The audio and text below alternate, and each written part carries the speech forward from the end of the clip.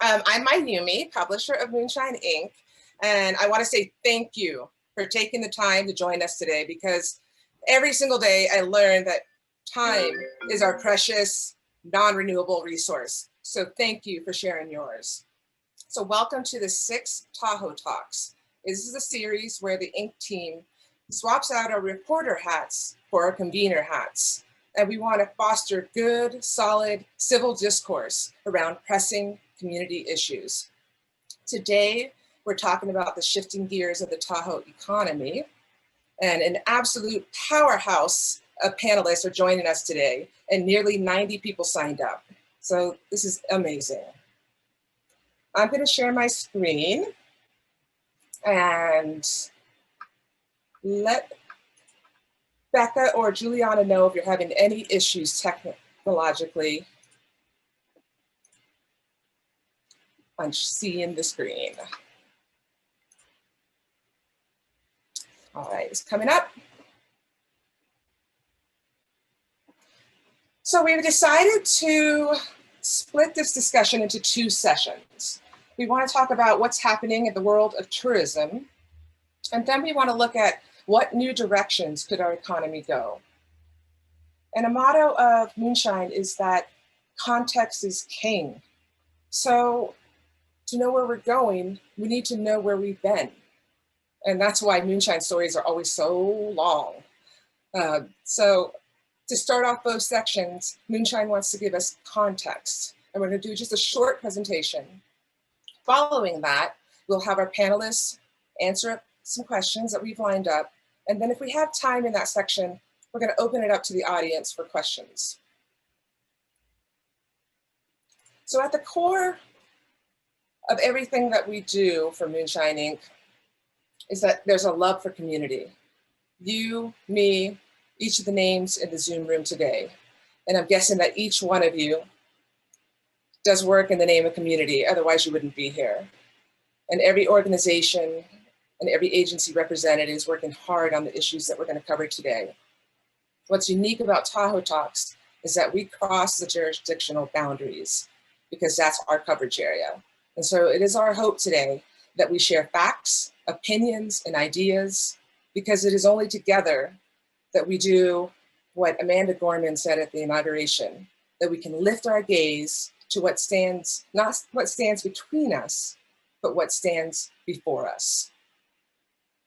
So now I want to do a little Zoom keeping. This is a term I've lifted from Shauna Doherty from the town. We're going to talk about the nuts and bolts real quickly to talk about how the structure of our Zoom calls, our Tahoe Talks, go. To help keep this discussion on point, we have a few guidelines. Becca covered a couple of these. We ask that you mute yourself to keep background noise from distracting others. Second, use your video. We love seeing faces. It keeps it personal, it keeps it real. Now, if you'll check out your participants panel at the bottom, we have a little image on the screen that you can check out. There, you can raise your hand in the reactions panel. You can also use your expressions and use those reactions to applaud, give a thumbs up, laugh at anything that's being said. And as Juliana mentioned, there's a chat down there, but we request that you stay focused, try not to multitask, and keep the conversation focused on what's going on at hand. You can propose questions in the chat, and Juliana's going to be curating this. So when the floor opens up for audience questions, we'll call on you at that point. To keep us on schedule, we're going to be keeping time. So whether you're answering questions or asking one, we're asking that you do a max of 1 minute. And we're going to have a gentle gong to let you know when your time is up. And finally, about the nuts and bolts, there's 2 view options. On the top, usually on the top of your right of your screen, you'll see speaker view or gallery view. Speaker shows you the one person in a large window, while gallery shows you thumbnails of everybody. We're going to be doing spotlighting of the person who's speaking at any given moment. So that will show up in the speaker view. If you have it on gallery view, I believe it overrides the spotlight, but you can always go back and select speaker view. Next up, we have Alex to share a key message. Key message indeed. Hello, everyone. I'm Alex Hoft. I'm a news reporter with Moonshine Inc. Just wanted to make everybody aware that this conversation will be recorded, is being recorded, and will be published. But we want to point out that in working with journalists at any time, you can opt to take the conversation or your words off the record. So, I should say that for the sake of public discourse, we do hope that you'll keep everything on the record because it is extremely valuable, but sometimes off-record conversations do have their place and we're absolutely willing to abide by that. So if you would like to be off the record for a comment or anything, please just simply state so before speaking.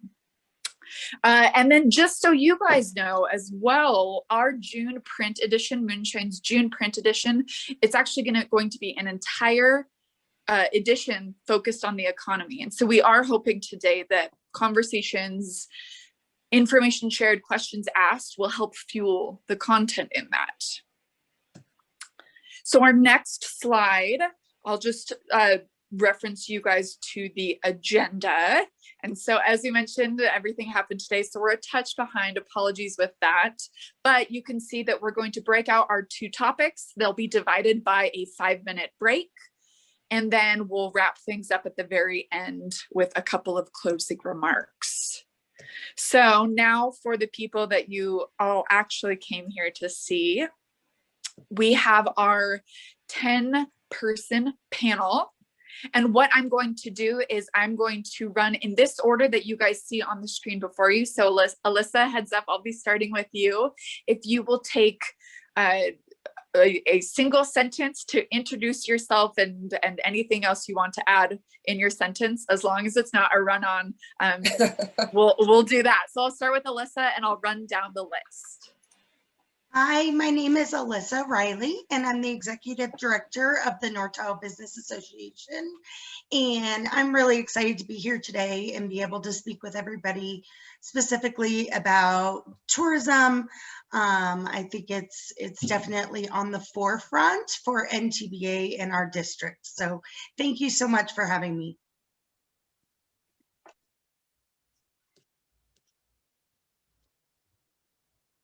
Andy, if you're there. Yes, great. Good afternoon, all, and thank you for allowing us to attend. I'm Andy Chapman, President and CEO of the Incline Village Crystal Bay Visitor Bureau, and I've been actively engaged in the tourism efforts on the North Shore for almost 20 years now. Happy to be participating. Thank you. Hello. It's my turn. Jeffrey Hentz. I'm the CEO of the North Lake Tahoe Resort Association Chamber and the Convention and Visitors Bureau, or the DMMO. And just thrilled to be here. Just finished up my first year, and I'm really excited about having the opportunity to join this great group. Thank you.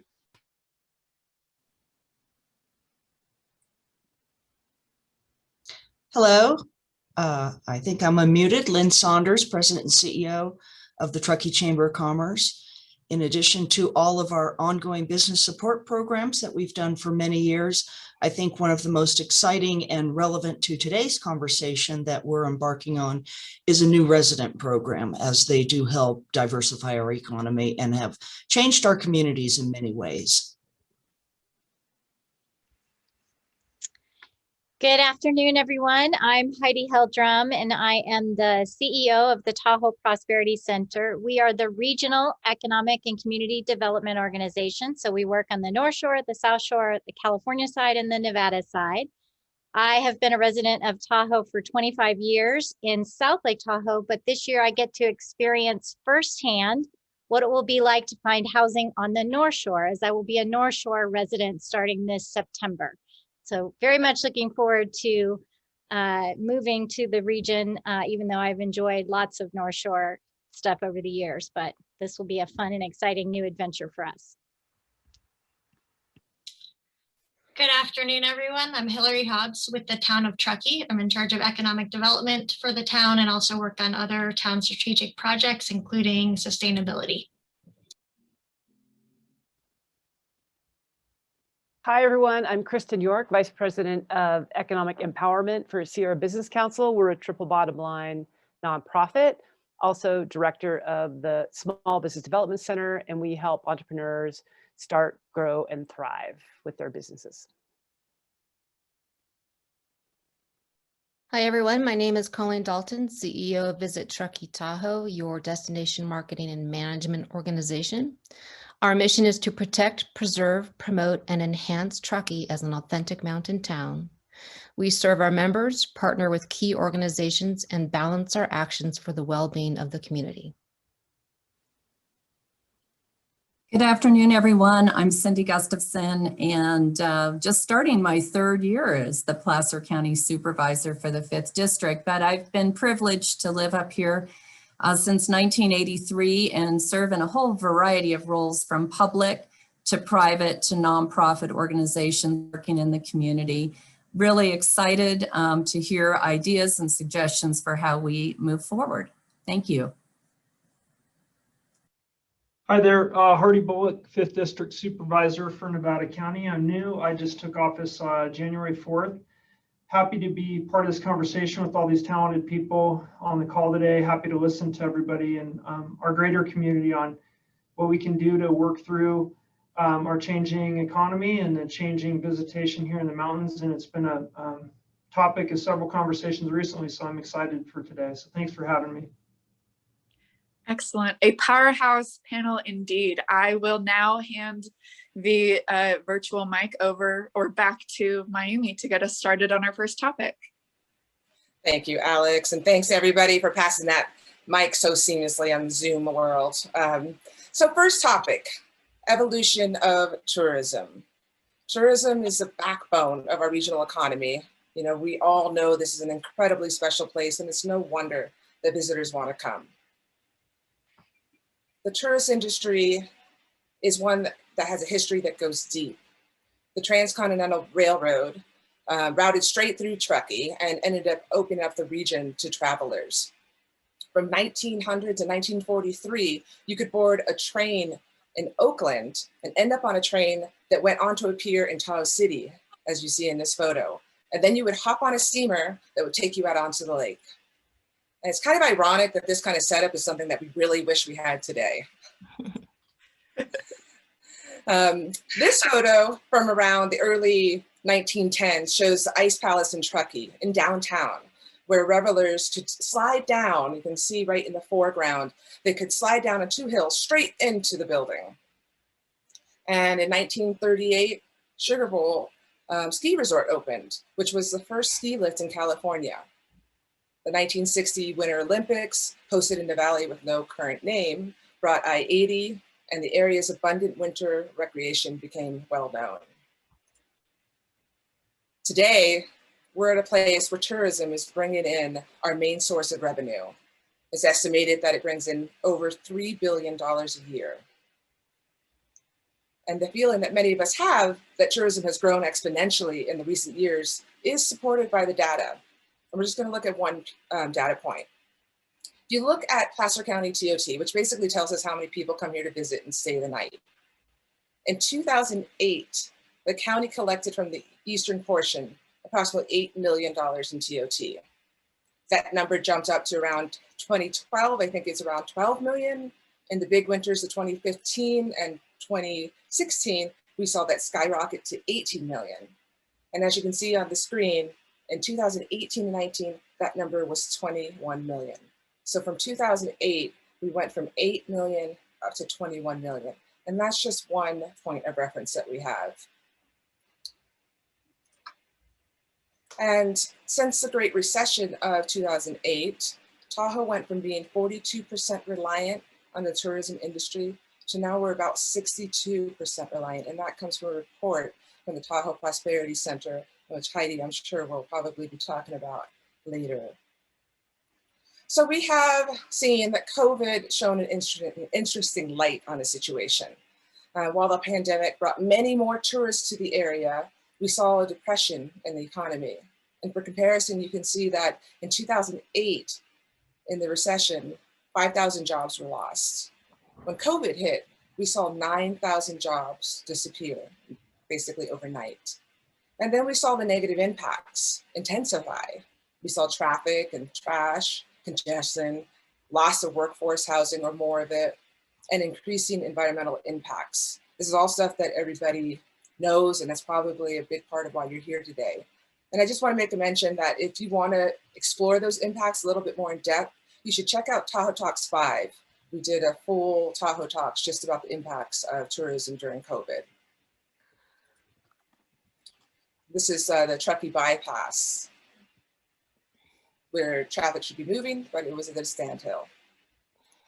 And so Jeff, who's on the call today, said this in a recent interview. We are a tourism-based economy, so yes, everything starts and ends with tourism. This traffic, transportation, workforce, trash, it revolves around our tourism, or it's the catalyst. So we're being loved to death on many levels, and we're not alone. This is an image from Thailand, and it's a place called Maya Bay, which was made very popular by the movie Beach with Leonardo DiCaprio, and Who Doesn't Want to Be with Leo. So a bunch of people started going to this bay. In 2008, about 170 people were visiting there daily. But less than 10 years later, it had jumped to 3,500 daily. So Thailand decided that that bay could no longer stand that. So they just shut down the bay to visitors because the coral was basically dying. And as far as we know, the bay was closed until this year to allow the ecology to recover. Other examples, in Venice, that was overwhelmed with tourists. They started using a combination of cameras and cell phone data to monitor traveler behavior so that they could have a sustainable future and also kind of maintain a viable local community. We see locally, or more locally, we see Sedona. They released a sustainable tourism plan in 2018-19 after concern of Sedona also being loved to death. The plan outlines their ideas for sustainable tourism, and I know many people on the call have been looking at their plan.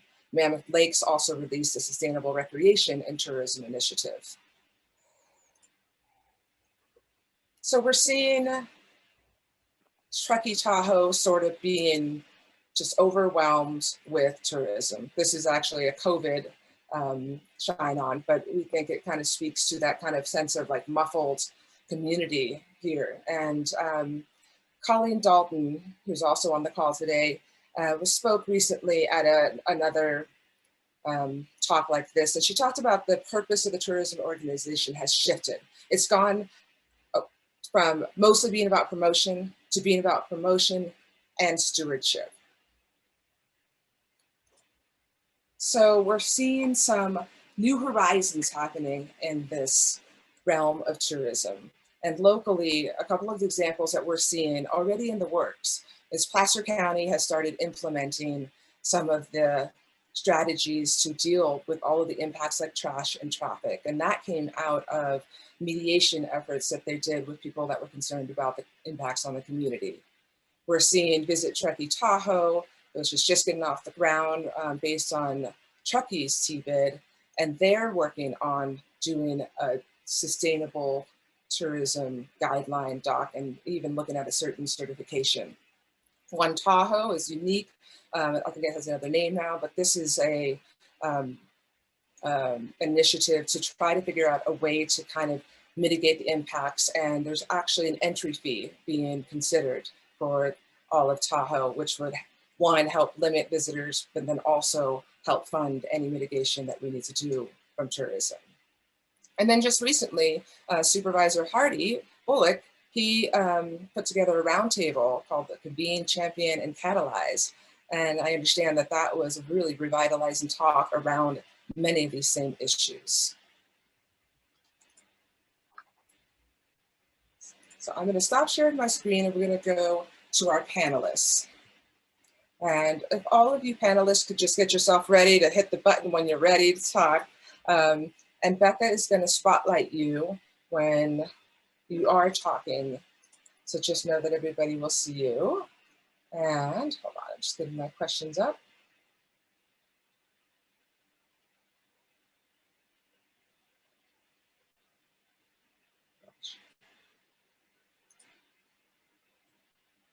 Sorry about this lag.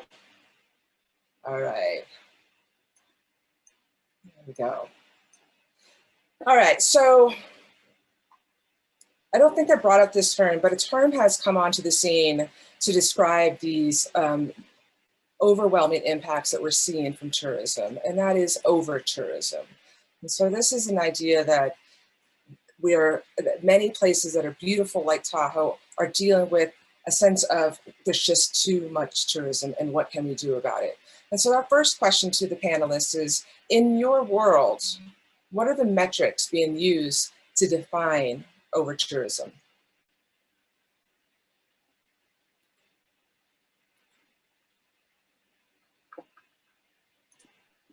I guess, Naomi, I'll start if no one else wants to jump on it. Hi, everyone. Jeffrey Hens, North Lake Tahoe Resort Association.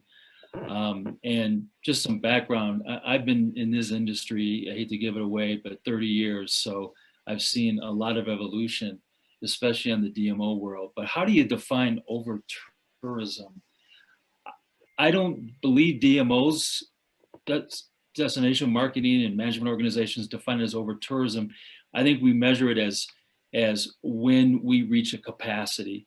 And I think reaching capacity is dependent upon where those assets are that has a tendency to attract those visitors. And I think early on, decades ago, that wasn't a metric. Today, as our industry, especially destinations as eco-sensitive as ours, has to measure those and understand where those capacity points are for us to understand how we can do a better job of allocation. And I think that's where the metrics in today's advancement in technology, and I know my colleagues will jump in on this, because I really, to me, am excited about the new metrics that are coming on throughout the industry, such as Arrivalist, one that we've secured and will be using this year to better tell us where folks are coming from, if they're day visitors, if they're overnight visitors, where their traffic patterns go, where their stop points go. So it can tell us exactly patterns that I think at the end of the day can help all of us better market and manage the message to them and manage the destination of flow of traffic, and at least get people in areas or moving in areas, or educate them where places are already at capacity to move around. So I think metrics is such a critical factor in the world that we live in, and is only going to become more important because the advancements in the intelligence that we're getting from these metrics can help us.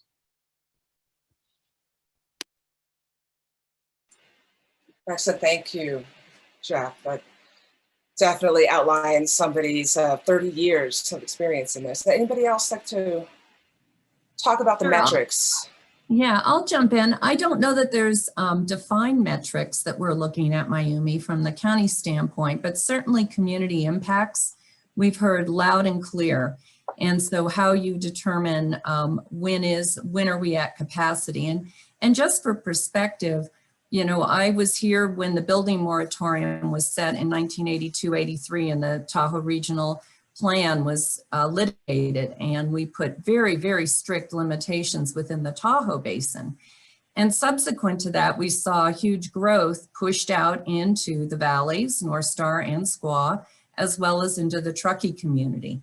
And so, as we look at capacity issues, we also have to look at the capacity of our region and the growth in the Reno drive-up market. If we look in the Sacramento area, both of those areas have exceeded 30% growth in the last 10 years.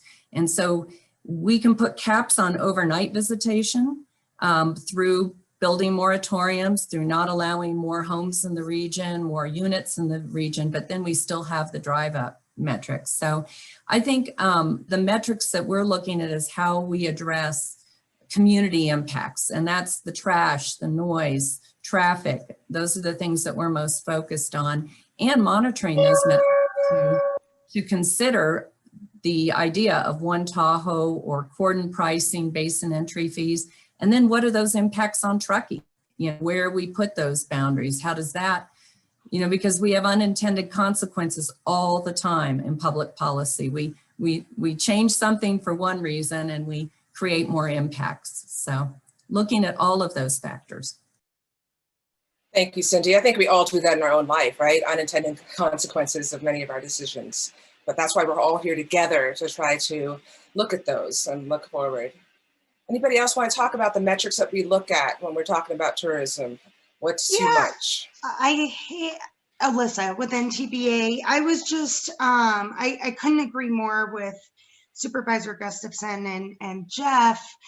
I think in the past year more than ever, we've definitely started looking at the day visitor more than we have in the past because of cell phone data and because we are able to see where people go and what they do more than we ever really probably have before. We always look at lodging metrics. We have the NLTRA does an amazing job with their lodging barometer. And so we have a pretty good idea of that. I think more importantly, as you're talking about quote unquote over tourism and metrics on that, and as Jeff brought up, capacity is just this quality of life balance between tourism and our local residents. And we're hearing quite a bit of some of the issues, trash and graffiti and traffic and parking management. So defining, that kind of balance point, making sure we're not overly skewed either way, and giving that quality of life to our locals, giving the visitors their experience as well. I don't know that we have that direct what is that capacity number per se figured out yet, but I think we're able to really take all these different pieces of data that we have, as well as listening to our community and hearing when they and if they are at kind of this breaking point where we feel things are a little bit more skewed. And then as we move forward through this, I think we're going to be able to make better decisions about what that capacity is, with also keeping our businesses on the forefront of their survival and what's important to them, and keeping them and our commercial cores strong and thriving as well, because that's important for the visitor also. Mm-hmm. Hey, Mayumi, I'll chime in on this one. I think one of the most important metrics is quality of life. And fortunately in Truckee, we baselined that in 2018 with the Net Promoter Score question, which is on a scale of 0 to 10, would you recommend Truckee as a place to live to a colleague or friend? And that yielded a score in 2018. This was a project sponsored by Town of Truckee. So, and then your follow-up question to that is, what would it take to close the gap? And in word clouds on the answers to that, I believe we received over 1,000 responses. We're sort of, the themes we're hearing today: traffic, congestion, noise, litter. And so the most important metric is really from the heart is how people intend, what their intentions are or their future, as opposed to satisfaction. So I'll just note that was measured in 2018, 2019. I didn't know you were going to ask that, so I don't have the number on hand. But quality of life is critical, and how do we balance that with these good convening meetings? And I must say, Hardy Bullock's meeting last week was wonderful. A lot of ideas came out of that, and Visit Truckee Tahoe is working on a destination stewardship plan, much like Breckenridge, Jackson Hole, Vale, our counterparts that we've been chatting a lot with actually. And those 4 areas are planning and transportation, community culture and well-being, environmental resources and recreation, and economic vitality, because we're looking for that balance. And then I just wanted to make one more comment when it comes to metrics. I think one of the biggest things of COVID is this population surge experience. And we were all grappling last summer with where is this coming from? And what we learned recently in an SF Gate article last week was that in August alone, from the county of San Francisco alone, in August of last summer, 134 households moved to Truckee versus 9 the August before. So that's one city, one county. So let's multiply that by number of people in a household, number of cars per household. And then we get to the true question, which is, what is our new population? And these population surges are exasperated by these new residents that are here to enjoy nature and decompress and be a part of our community. So it's hard to separate educating our newcomers, day visitors, that huge influx to Cindy's point. Our overnight visitors are all, there was no alternative to Truckee and Tahoe, the drive market. That will change. That is changing right now. We expect a big summer, but then again, the theme parks are open and people are far more comfortable traveling. They're hitting record numbers of flyers every day now. So just when we get to metrics, it's good to look at the whole enchilada, or the whole picture of what could be contributing to the noise impact, trash, and crowded areas. Absolutely, Colleen. And I see that, Hardy, you have your hand up to talk on this point, and I want to get to you. But just a reminder, we have a gong that's getting its voice on its feet, so I think that it's getting there. When you hear that gong, that's a minute. So if you just could try to wrap up right at that point, and that way we have enough time to get into all the other points of our agenda. All right, Hardy, you're up. Thanks. I just want to mention, you know, what we talked about in one of the meetings I had is each environmental system that we use for recreation has a carrying capacity, and that's defined by all these attributes like parking and access to restrooms and refuse facilities and wildfire and all these different things. So as we add up all those little pieces we like to recreate, you know, Lake Tahoe and Donner Lake and Donner Summit and Martis Valley, there is some number that those places can carry. And I think what's interesting in the local versus visitor conundrum we find ourselves in is that even a few years back, everybody expected a place like Squaw Valley to be very busy on a powder day, but we didn't expect the trailhead into the backcountry to be parked out by 7 or 8 a.m.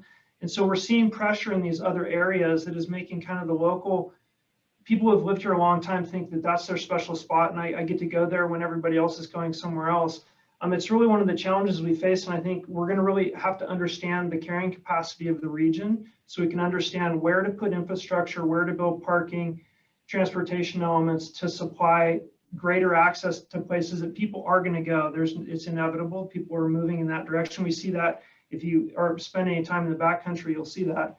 So it's just kind of this fine balance of understanding what's traditionally been busy, like a resort, and what's now becoming the new busy, which may be areas slightly more off the grid in the unincorporated areas. And so it's an interesting concept to try and think about where are people spending their time. And I like the concept of balancing the pressure as time goes on, understanding where is it busy, where are we having problems, and let's move the focus to areas that can sustain and support that visitor. Mm-hmm. Spread the pressure points. Yeah. Andy, would you like to weigh in? Yeah, thank you. And I just wanted to add on to a point that Colleen made about the new kind of residents that were moving in. We also saw a pretty large amount of second homeowners that were coming in and basically becoming long-term residents for extended periods of times. They may have come to their home a couple of weeks or a few weekends throughout the year, but with work from home and school from home, these folks were coming back into the community and really acting like long-term residents, yet they kind of potentially acted like visitors, the way they interacted with our community and such. So again, when we talk metrics, what is the population? How is that changing right now? And then I would remind everybody as well, and I could speak for most of the DMO members or our partners around the lake, we suspended all marketing back in March where, we were not, and actually we were encouraging people not to come for that first period of time based on capacities on our healthcare system and things like that, and are just now really getting back into that kind of promotional, but it's very different messaging right now. It's responsible travel messaging I think maybe it was Jeff that mentioned it, we're not really talking on a drive market kind of conversation anymore. We're trying to promote longer haul, longer stays, midweek stays, off-season stays. And then again, just one last point, when you look at the year-round occupancy of North Lake Tahoe, and it's really Tahoe in general, and there are certainly highs and lows, but we're at about a 50% occupancy level across the year. Now, we do know that there are high impacts and there's other times of year that are lower than that. So there is some capacity needs. We just had to get it into the right spot. Thank you. Thank you, Andy. That's interesting. It sounds like everybody is kind of revisiting that idea of capacity. And I'm hearing that we want to hear a regional capacity metric. I think a lot of chat that I'm seeing is kind of speaking to that. So I'd be interested in seeing what happens in the years to come. So switching gears a little bit, so we can't control visitors coming to town. You know, you got several of you mentioned the drive market. So we can manage. What do you guys see are the best management tools for managing our visitors? Well, I guess I'll kick it off again, and I'll be short, but I think a number of DMOs, especially in areas and destinations that are so impacted by capacity issues that we've seen from COVID, and what I mean outdoor, you see a number of our type of organizations that are making a shift into not more marketing or trying to bring more people here, but really influence them and bringing them here, as Andy stated, when we need them to balance it out in those midweek and shoulder seasons. But another part, an important role that I know our organization has taken on and will be a main part, a very critical part as we roll out our Tourism Business Improvement District later this year, is what we call our IVB, our influencing visitor behavior. And that ties into communication and messaging and all our consumer touch points, from sustainability pledges, what we call traveler responsibility pledges, to influencing them on protocol and balancing them in allocation of where capacity areas are met and where areas people can be moved into less crowded areas. So I think that to me is a part that a number of us are moving to. And I'll stop there because I know my colleagues will have much more to say on that. Yeah, I'll hop in quickly, but I think one of the biggest things that we need to do more and probably better is educating our visitors. You know, as far as managing our visitors would go, educating them on you know, how to be a good visitor, how to throw your trash away, how to treat our community. That is one thing that we saw in a trend this past summer. It was the majority of the visitors that we were seeing were our day visitors. And those were the majority of folks that we were seeing leaving trash behind, you know, having issues like that. Some of our more long-term 1 to 2 week visitors that were coming up and staying tend to treat the community like they are a member of the community. Those with second homes, same thing. Whereas we are seeing the need to educate those, especially day visitors, the ones coming in, tending to not spend a lot of money in our local economies. They're coming in, they're bringing their food and their drinks for the day, they're going to the beach, and tend to be making the largest impact on most of our communities. So I definitely think finding the right ways, especially for those day visitors, to communicate with them, educate them, you know, along with tourism mitigation. And I would say coming together as, you know, regions, towns, organizations to really mitigate tourism, from the trash issues to the parking management issues, and really being able to step up as a community will not only kind of bring our community together a little bit, but you know, we need some more tourism mitigation. And I know with the TBID that there is a line item on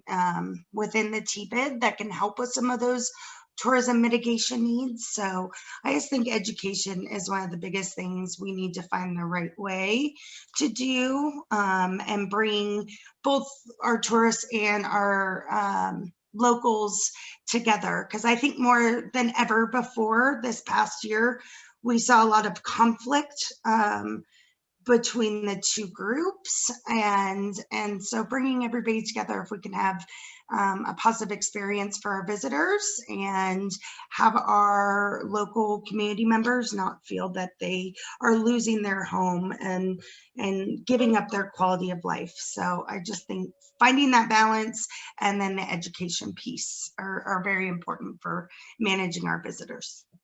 Thank you, Alyssa. So education is one key tool we have. I see that Cindy, you would like to weigh in on tools for managing visitors. Sure, and we've been engaged in this conversation, as you all know, for quite a long time. Education is key. I think recognizing that our visitors are different.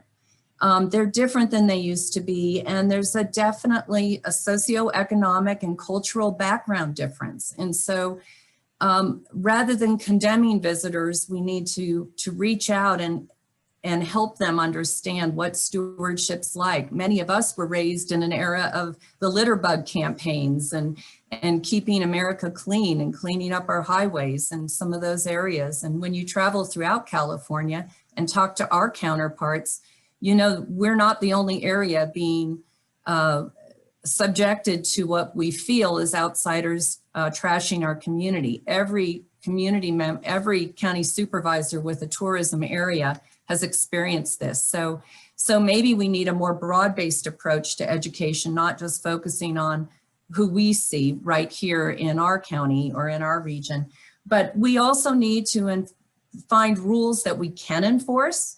I think a lot of us learned a lot. I certainly did, on what we could enforce and what we couldn't enforce during COVID. So coming up with those rules and then putting the resources into enforcement.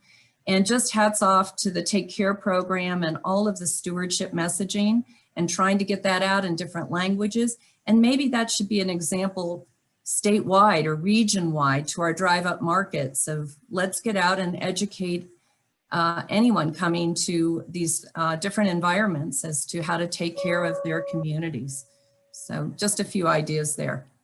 Thank you, Cindy. Hardy. Oh, thank you.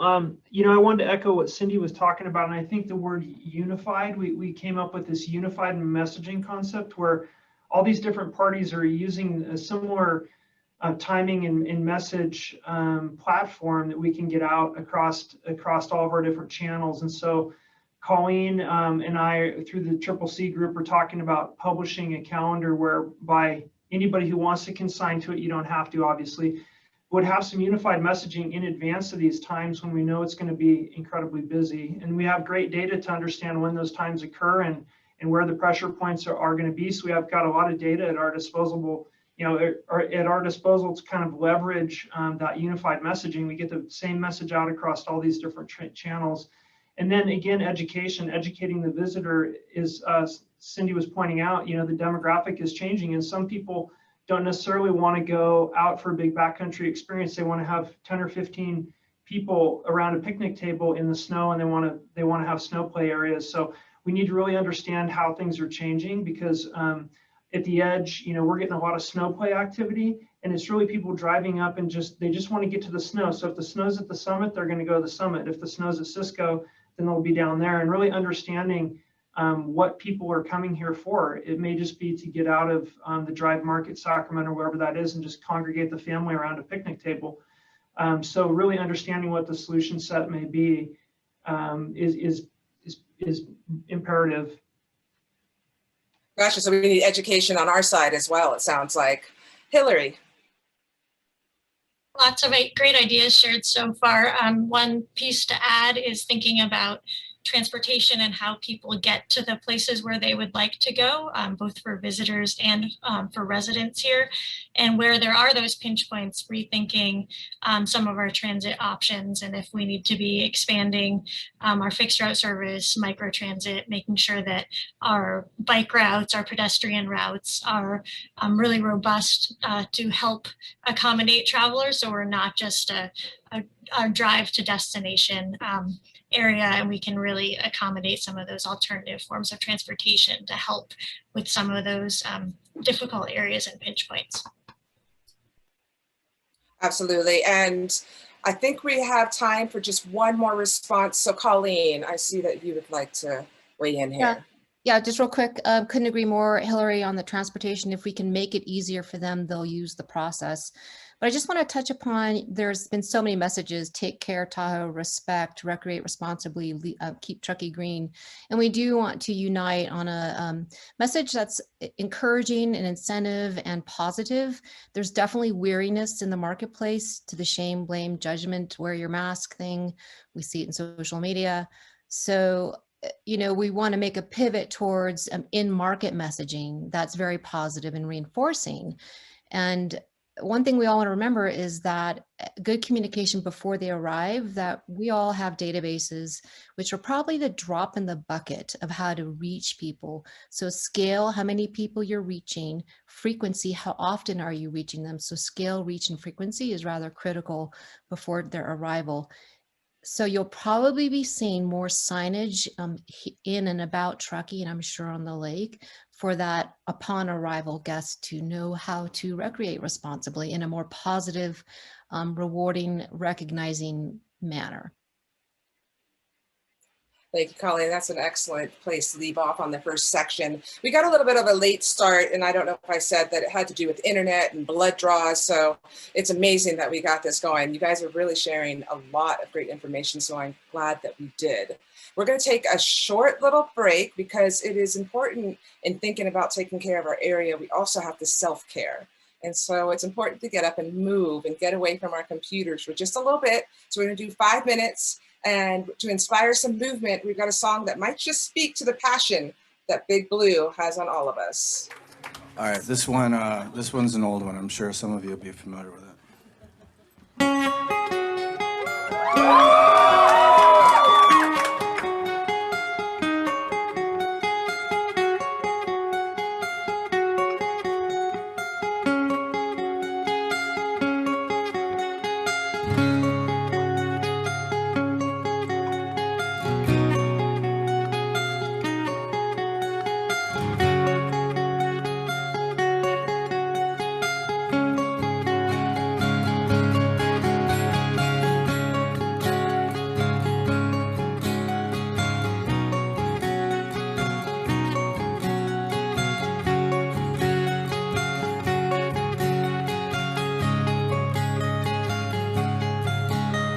She's got a smile that it seems to me reminds me of childhood memories where everything was as fresh as a bright blue sky.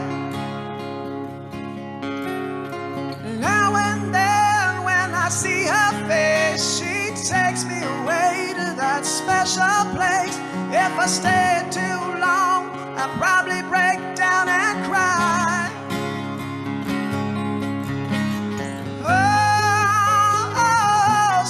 Child of mine, oh, oh, oh, oh, sweet love of mine.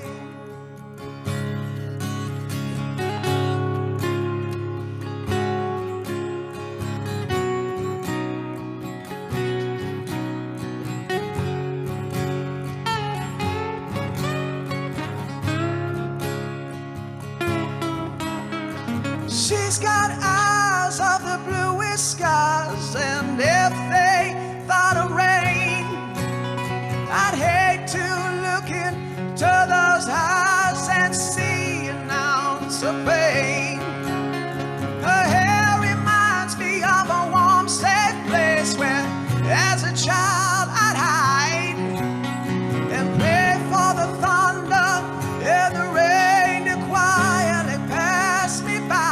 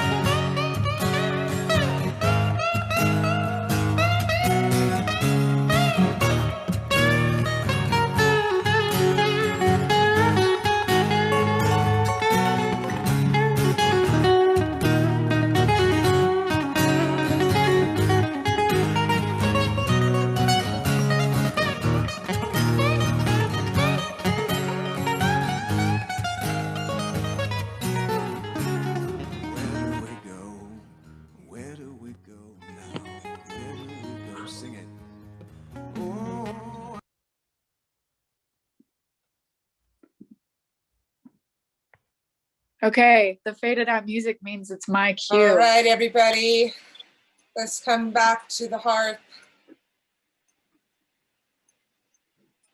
Start your videos, get your audio going, and we will get started on the second half.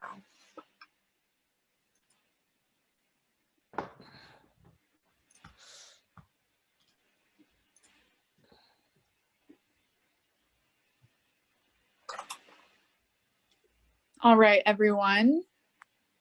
I am going to jump right in. Mayumi's still going to be our screen sharer, but I will be the voice taking you through this first part and this, well, the second part, I should say. And the topic that we'll be looking at now is new directions, business diversification. Oh.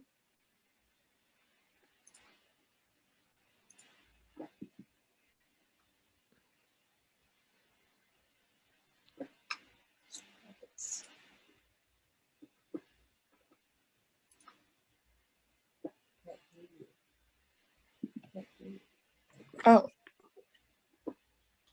Gotcha. You can hear me? Yep. Ah, okay. I was talking to no one then. Okay. Everyone, topic 2. I am the voice that's going to be guiding you through this next section, which looks at business diversification. And so to jump right in, believe it or not, as I'm sure many people do know, but seem to quickly forget, Tahoe Truckee has not, in fact, always been all about tourism. Prior to the tourism industry touching many jobs in our region, there were the ice and the lumber ones, which dominated much of the workforce. Key economic activities, especially between 1859 to about 1906, centered around mining, lumbering, agriculture, and ice. And so we have 2 pictures here, the top one of ice harvesting taking place, and then the bottom one is the Truckee Lumber Company's mill in central Truckee back in the day.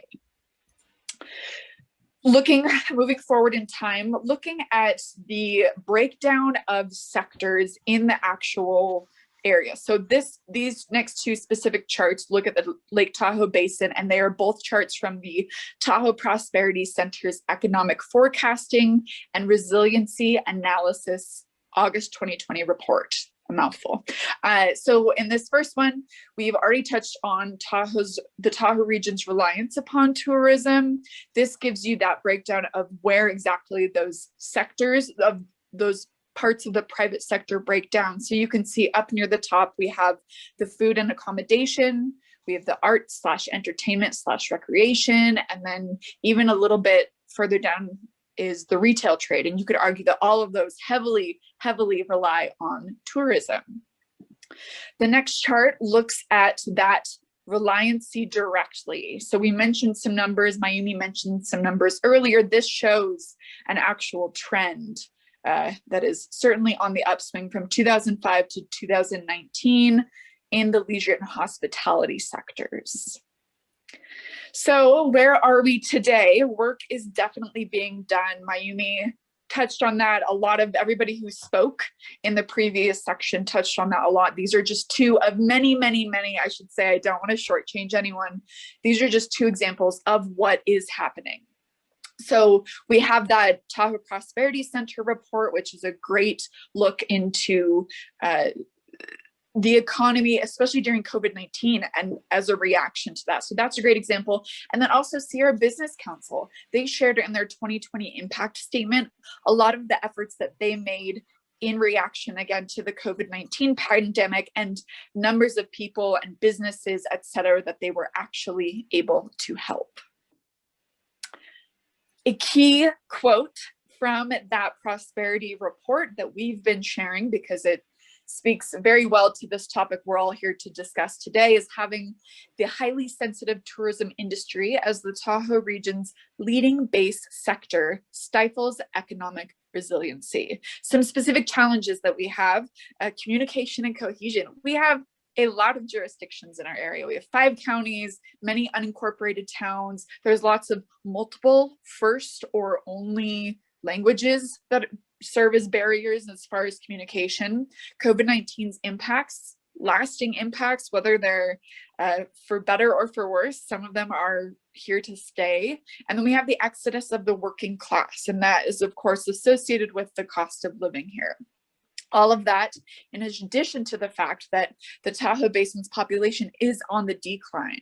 So from over the last 18 years, the population has declined by about 7,300 people, which isn't super great when you consider the local region's labor force.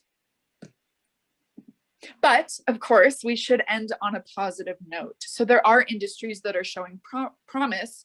Just a few of them that I'll touch on. The first is forest restoration. Wildfire, of course, is a huge topic. Seems to become more apparent during the summertime, warm weather, but it is always on our mind. But by using existing technologies like bioenergy or sawmills to produce marketable wood products, that can accelerate both forest restoration in the face of wildfire, but also provide innovative ideas and other job opportunities for people in the area. In the tech world, I have this quote by Jan from July of last year, and his reaction as far as the tech industry and its presence in Tahoe. And he talks basically about how tech in Tahoe can create value for the rest of the world. And I appreciate his reference to the Made in Tahoe, how it can be applied to so much more than ever before now that the tech industry is creeping over. I should say working from home obviously fuels that a lot. Entrepreneur incubation, the picture on the right that you see is from the Kitchen Collab. They are a shared kitchen space that's available for rent right in Truckee. And then that kind of speaks to maker spaces overall. So Truckee Roundhouse, the Generator in Reno, those are art maker spaces that allow people to come together and really fuel their imaginations and fuel innovation. So a quick dirty dive into some business diversification that has happened / is happening, but let's get to again, the people who we are here to hear from. So I mentioned quite a bit in my slides the Tahoe Prosperity Center report, and Mayumi earlier touched on the fact that 42% of the Tahoe's economy relied on tourism once upon a time, but that's now up to 62% today. So we know that tourism is not going away, it's not going anywhere. So my first question for the panelists, whoever chooses to chime in, is what would a future healthy balance between the region's tourism industry and other sectors look like?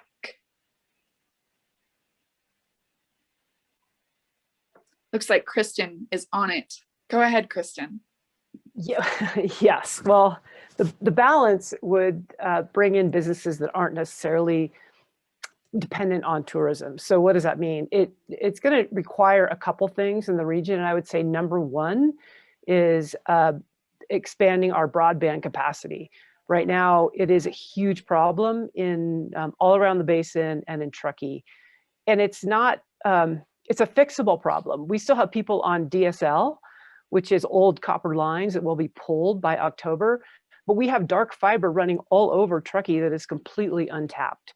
So that will require investment to connect that fiber to homes and businesses so that people can work remote.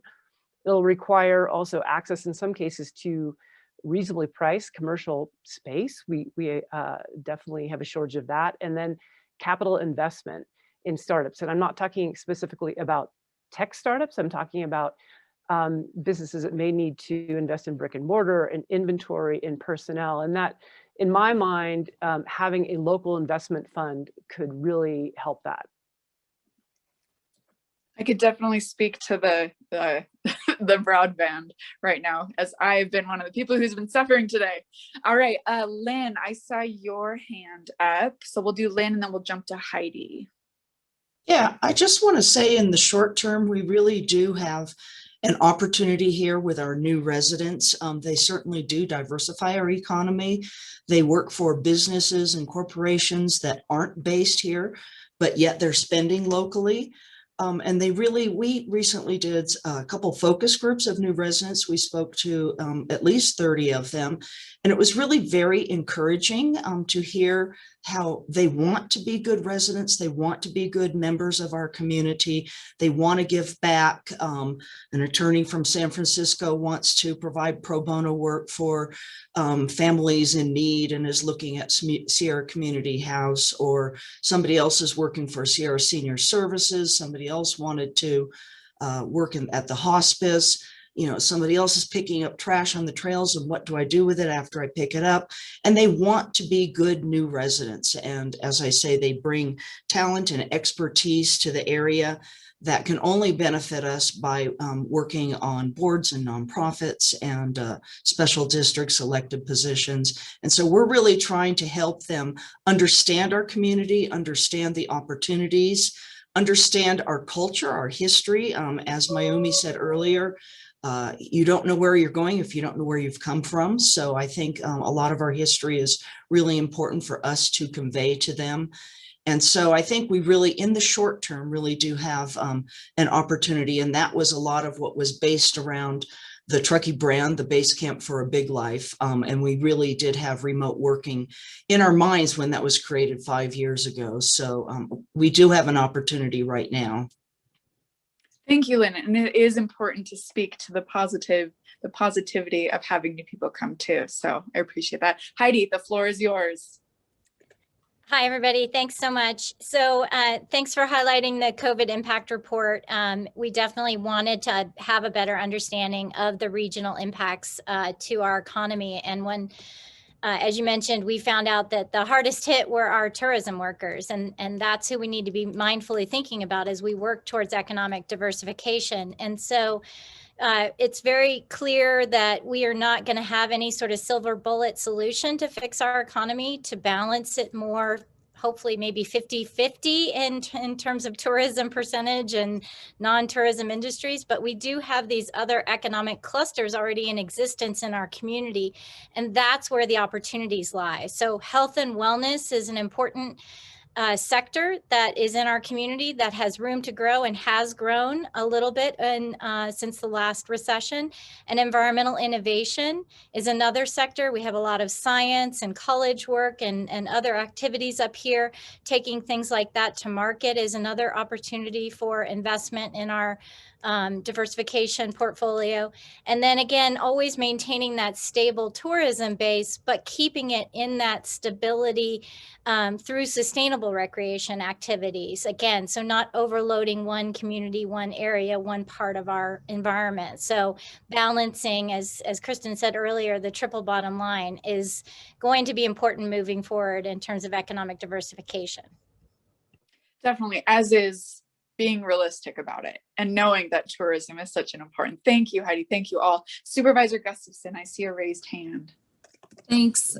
I'll chime in as well. I think there's a number of areas that we're working on, and they're probably going to take longer to get results in than people want to hear. I find that everything in my job, everybody wants immediate solutions. But let me tell you some of the things we're working on, one of which is numerous meetings, as Heidi knows, on broadband and certainly with Suddenlink. And just this morning, we had Mono County, Nevada County, the town of Truckee, and Placer County online with 4 members of the CPUC, the California Public Utility Commission, and really trying to hammer in on Suddenlink and what they are doing, what they're not doing, and how we can push them for more investment. We know the Biden administration has ranked broadband is one of the top areas for infrastructure.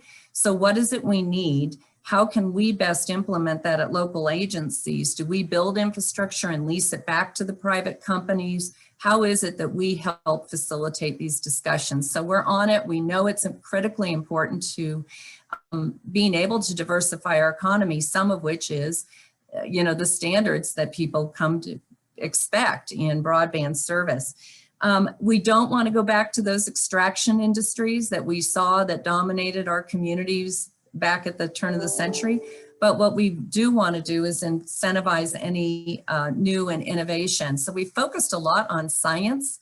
What can we do in forest health and science and those initiatives that might draw people to come to our region and be more sustainable. Also have been working with our counterparts in the Bay Area, Sacramento, and Western Nevada to talk about rail. You know, I know earlier we talked about it, Mayumi, you showed those graphics. As long as I've lived here, I thought we should have rail to boats again, and that would solve a lot of our problems. But, you know, what can we really do with Union Pacific? They are, from my understanding, it's like moving a mountain to get Union Pacific to work with us on transportation solutions. But let's give it a go, because again, with the infrastructure money coming to Placer County through ARA, the American Recovery Act, as well as the Biden administration discussions, what if we could all unite around a vision that we could bring better transportation? It will deal with visitors, but it also deals with your economy and shipments in and out of Truckee, and if there's manufacturing or the Truckee made idea and Tahoe made. So working on those, and obviously also on micro mass transit for ease of locals and visitors getting around the region will be helpful. So working in all those areas, and want to hear from the businesses. I put a link in there we'll be sharing on filling out the survey. If you're a business owner, if you have ideas on what types of businesses, we want to hear from you so that we can invest our dollars where we can make a difference. Thanks. Thank you, Supervisor Gustafson. Hillary. I agree with all of those great points. Just one other thing to add is thinking about the commercial space that we do have here and what the needs are to serve not just visitor community, but the full-time resident community as well. So that's sort of making sure we have neighborhood commercial space for things like hardware stores, or making sure that our communities have places to get an oil change or get your tires rotated, so that some of those commercial activities are not going down the hill to Reno or elsewhere. And that benefits our local residents, that keeps that business here locally, and it also helps reduce GHG emissions by reducing the travel out of the area for some of those commercial needs. So balancing that in our planning ahead as well. You know, especially the last two comments, it's actually creating a perfect segue. And Supervisor Gustafson definitely touched on this. And so I want to see if any of the other panelists want to add to it. But this question specifically looks at, are there any regulation or policy solutions that are already out there or are being thought up that would allow a new local thriving industry and sector growth? So Supervisor Gustafson talked about opportunities for increasing broadband capacities. Are there other policies or regulations that might be able to help with that? Yeah. Go ahead. Oh, this is Hardy. I just want to let you know, we talked a little bit about this at our annual planning workshop with the county, and one of the concepts definitely provides for this topic, but also on COVID, kind of the two lines met there, but providing a space and providing regulatory framework for people to make and sell food at home. So changing, kind of shifting the business model away so that entrepreneurs and people that typically are associated with brick and mortar businesses can actually operate out of their homes in an easier way. There's a bunch of regulation that kind of sets the stage for that to happen.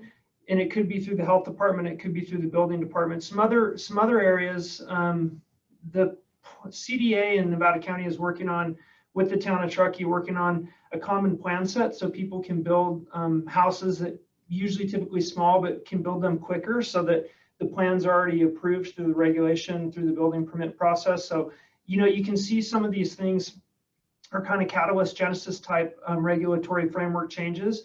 And government typically moves slower than the private end, the private sector. But I think we need to start thinking from a nimble perspective at the county level and really start working to make those framework changes so that we can get these small businesses started and going. I mean, simplifying access to anything building related to the businesses can be a great thing.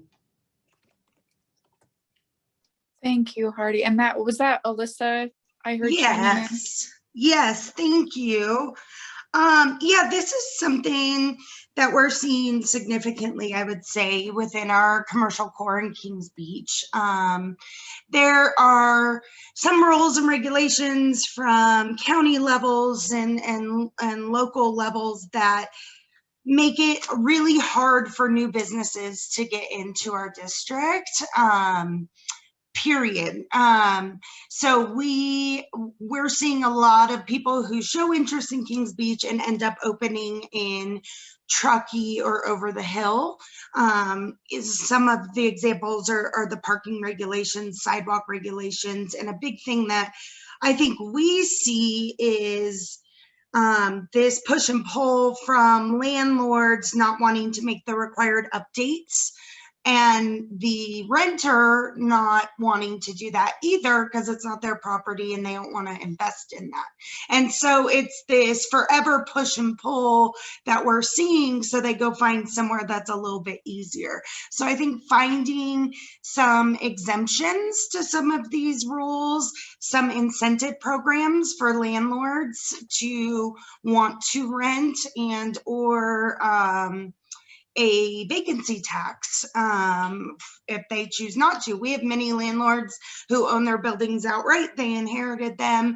They do nothing more than pay taxes each year, and yet we have 32 vacancies in a 1 mile radius in Kings Beach. That is significant, and it's stunting our economic growth. We're seeing other areas around the lake having some of their highest sales tax numbers, and we haven't had one since 2008. And so we're definitely seeing our economy specifically being hit by that, and just, so many hurdles to get in and starting a new business within the area. They're already investing a lot of money, and then when you add all these rules and regulations on top of it, they're priced out before they even open, or they close 6 months to a year in.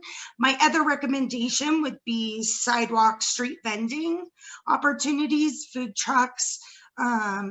That is a really wonderful way for people to get started, start their business, see how it goes, and move into that brick and mortar.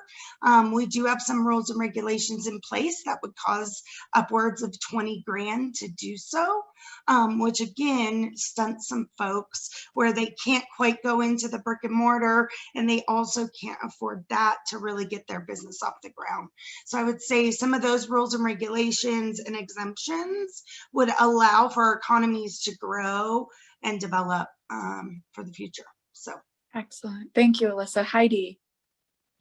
Thanks again, Alex, and Mayumi and you guys for hosting this awesome topic. I think it could be easily like 5 hours long, but to try and quickly wrap up, it relates to the broadband infrastructure. We must, as a communities, all the communities around the lake need to invest in infrastructure.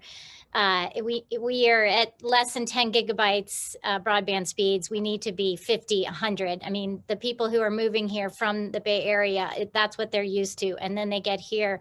It won't be long before they decide to go back if we don't invest in that infrastructure.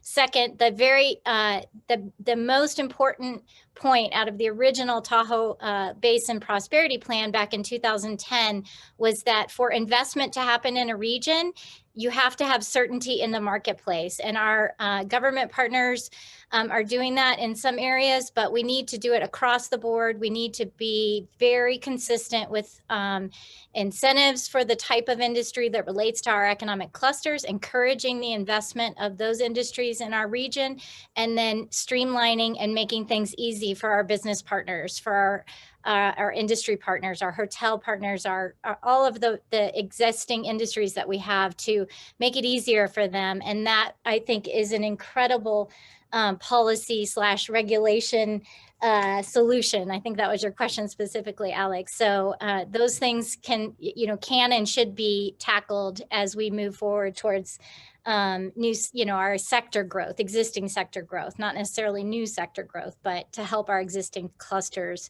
thrive. And so I think those are some good points. And then last, the American Rescue Plan has in it 50 technology hubs that they envision across the country. And I would love to see one of those here in our region. And so be looking forward to working with our partners around the region on how we make that happen, because that goes right to innovation. It goes right to entrepreneurship, incubators, startups, and things like that. I mean, we have this beautiful lake and trails and mountains behind me in my image.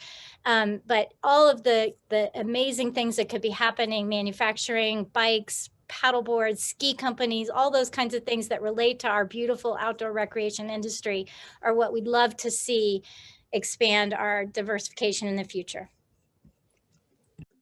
Love that. So many good points. Goodness, from everyone. Jeff, I see your hand raised, so we'll go to Thanks, you. Alex. And I'll be brief, but I think, I don't want to steer this into a brainstorming session, but I think there are so many opportunities in front of us that Heidi just brought up. I mean, our industry can feed so many other industries, from food, from products. But one thing that I notice over the years, that many tourism-based destinations with one single crop, which is tourism, is their cash crop, like ours, has a tendency to go into an area called medical tourism. And the reason they do that is obviously they don't want to bring other industries that might not be as green or as clean, and they follow medical tourism. And I think that could be an idea or a venue to continue or to consider exploring. I think we have the basis of it here in the great facilities we have up in Truckee, but it may be an opportunity for an industry and an industry that's growing by leaps and bounds, medical tourism.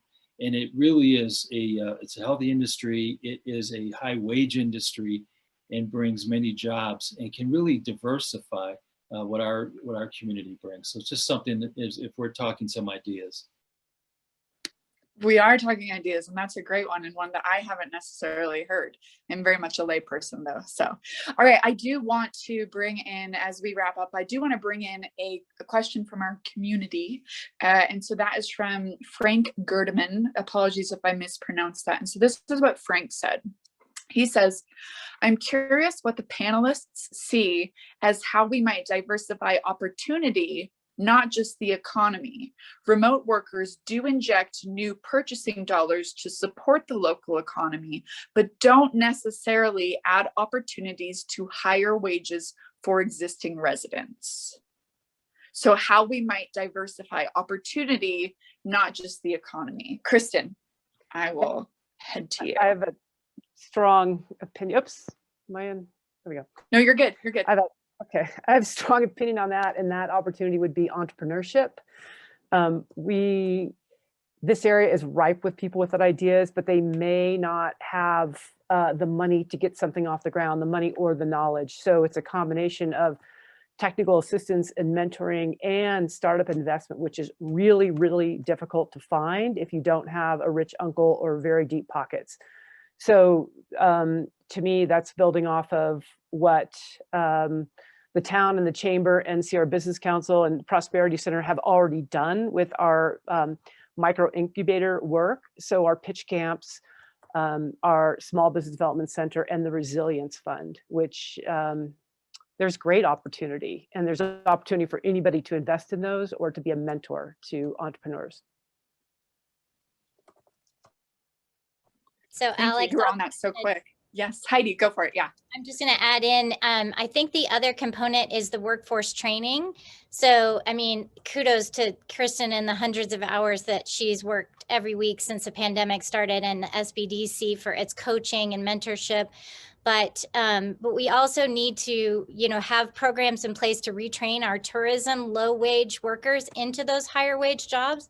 And we actually have quite a highly educated workforce in the basin. We have higher degrees of college graduates. They're just working in those tourism jobs. So they're bartending or they're working at the ski resorts in jobs, even though they have college degrees. So there's a lot of opportunities, and we have a grant, thankfully, that we're working with the Sierra Business Council on in forest management and wildfire mitigation to, again, take some of those tourism, those uncertain jobs where you might get 20 hours, in May, but you'll get, 60 hours in July, and trying to transition some of those workers into jobs with those higher wage opportunities. And I think there's a lot of potential in solar installation ideas and climate change and environmental innovation and things like that. So we need to add in workforce training as a component of that.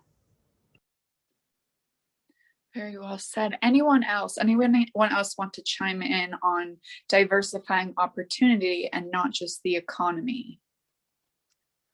That's Kristen again. I'll just add on, there's college educated folks, but our high school is doing some amazing programs. Before pre-COVID, we had the boarding, I don't remember the boarding program, where students were actually trained how to make a board of any kind. And then there's an entrepreneurship piece that goes on top of that. So some people are they're natural born entrepreneurs. They don't necessarily need to go to college. Gone boarding at TTUSD, thanks Lynn. Fantastic program, and really it's taking care of our own kids that grow up here, and maybe they don't want to go away. They want to find a way to live here and continue their quality of life, but they need a way to make a living. It's nice that they're starting young. It's encouraging, certainly. All right, we'll do just one more community question. This is another potential butchering of a name, so apologies, but from Walter Auerbach. Walter wrote, so he was referencing a previous comment about unintended consequences. And Walter wrote, looking at the other end of the spectrum, if we were not tourism dependent, but a community based entirely on digital commerce or manufacturing or another clean economy, would people still want to live here for that opportunity?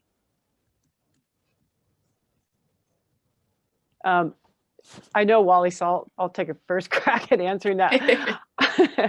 I don't think that's going to happen. People are always going to want to be here. This is a very special place. And, I almost went full on devil's advocate provocative comment in the first section about policy around, building better transportation, making shuttles mandatory, et cetera, like many other mountain towns have done. People are still going to come here. This is a beautiful place. So I don't think that's going to happen. Well, it's learning to coexist. I just wanted to echo that really quickly, because I think there's that philosophical difference of, are we doing things to create visitation and make the problem worse, or are we responding to the people and the pressure that's existing? And I really am in that second camp that Kristen just described. I really feel like it is a beautiful place. I've seen it in my aviation career. It just attracts people, natural beauty, access, location, reasonable affordability compared to places like Aspen and Vail. So I really do feel like we fall into that second camp, and it's really incumbent upon us to try and do it with conservation and ecology in mind simultaneously.